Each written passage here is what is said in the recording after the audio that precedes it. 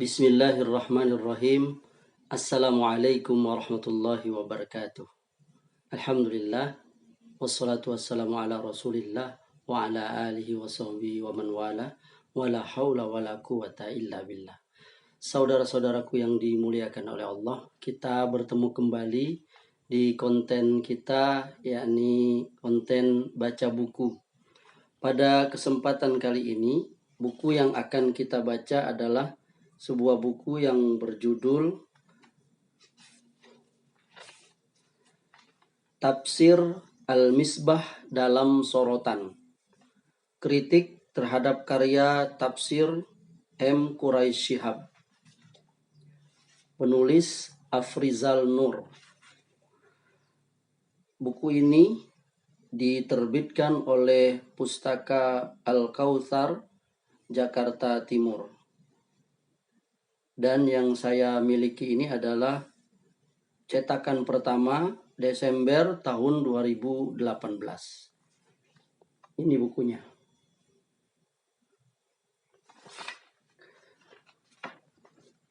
Kita akan membaca buku ini yakni pada halaman 113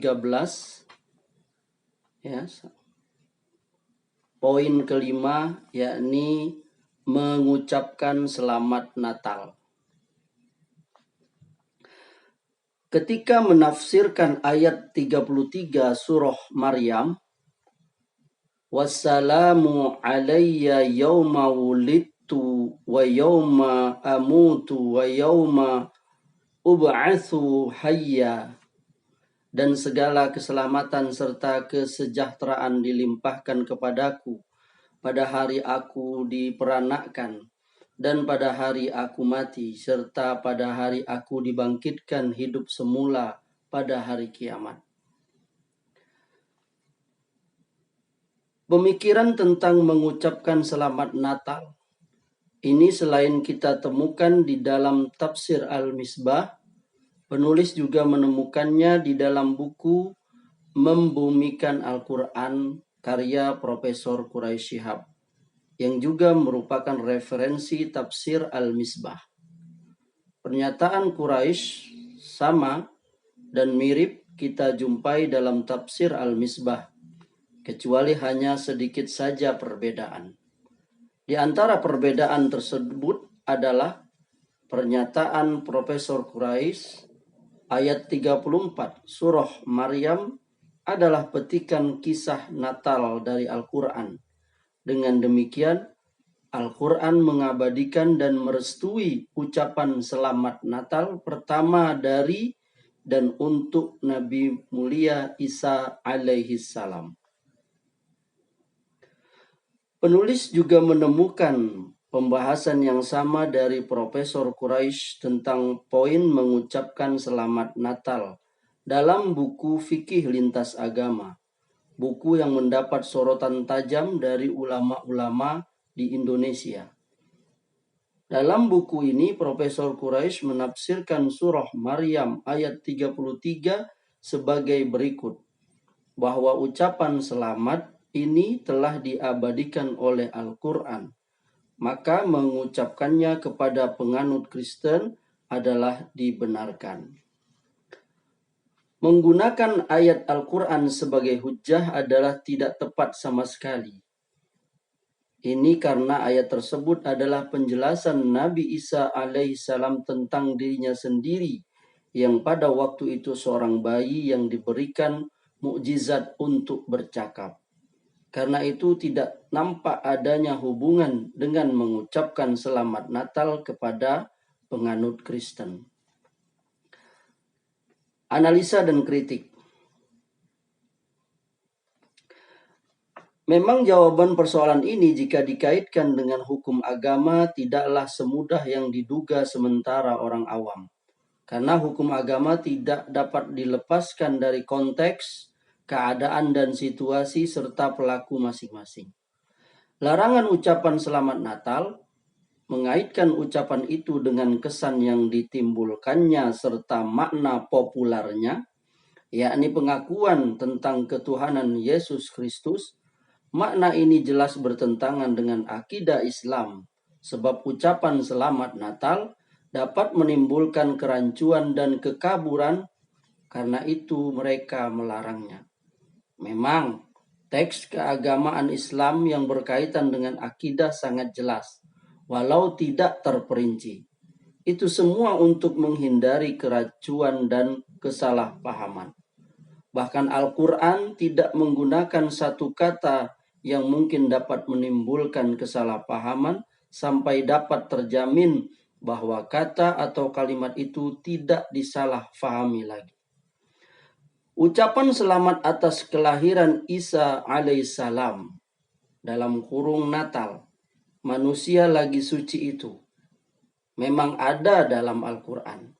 Tetapi kini perayaannya dikaitkan dengan ajaran agama Kristen yang keyakinannya terhadap Isa Al-Masih berbeda dengan keyakinan Islam. Nah, mengucapkan selamat Natal atau menghadiri perayaannya dapat menimbulkan kesalahpahaman dan dapat menghantar pada pengaburan akidah. Keyakinan yang berbahaya ini dapat dipahami sebagai pengakuan akan ketuhanan Al-Masih. Satu keyakinan yang secara mutlak bertentangan dengan akidah Islam. Syekh Muhammad Ali As-Sobuni menjelaskan, keselamatan Allah kepadaku pada hari kelahiranku dan pada hari dibangkitkanku, ini adalah pernyataan ubudiyahnya Nabi Isa alaihissalam kepada Allah Subhanahu wa taala. Dia bukanlah Tuhan atau anak Tuhan, tidak pula bermuatan trinitas sebagaimana diklaim oleh agama Nasrani. Dia adalah seorang hamba Allah dan Rasul-Nya, merasakan hidup dan mati sebagaimana umumnya manusia. Tidak seperti yang disifatkan orang Nasrani sebagai anak Allah dan orang Yahudi sebagai anak zina. Imam Ibnu Katsir menjelaskan bahwa itu adalah ikrar dari Nabi Isa alaihissalam kepada Allah Subhanahu wa taala terhadap kehambaannya dan dirinya dalam satu ciptaan Allah yang dihidupkan, dimatikan, dan dibangkitkan seperti makhluk lainnya. Akan tetapi dia memperoleh kesejahteraan di saat suasana mencekam yang menyelimuti hamba-hamba lainnya. Keliru bila ayat ini dijadikan sebagai dalil bolehnya mengucapkan selamat Natal kepada orang Kristen, sebagaimana dinyatakan Profesor Quraisy.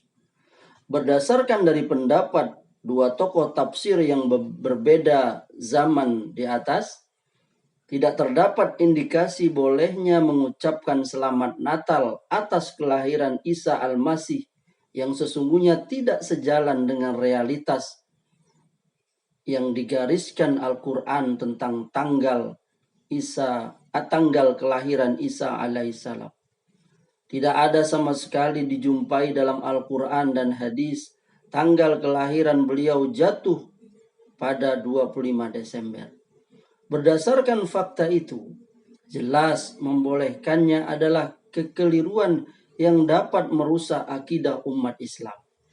Majelis Ulama Indonesia MUI mengeluarkan fatwa di Jakarta tanggal 1 Jumadal Awal tahun 1410 Hijriah bertepatan dengan tanggal 7 Maret tahun 1981 Masehi melalui komisi fatwa yang dipimpin Kiai Haji M. Syukri Ghazali terkait masalah-masalah berikut. 1. Perayaan Natal di Indonesia meskipun tujuannya merayakan dan menghormati Nabi Isa alaihissalam, akan tetapi Natal itu tidak dapat dipisahkan dari soal-soal yang diterangkan di atas. 2. Mengikuti upacara Natal bersama bagi umat Islam hukumnya haram. 3. Agar umat Islam tidak terjerumus kepada subhat dan larangan Allah Subhanahu wa taala, dianjurkan untuk tidak mengikuti kegiatan perayaan Natal.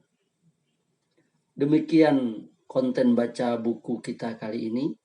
Semoga bermanfaat.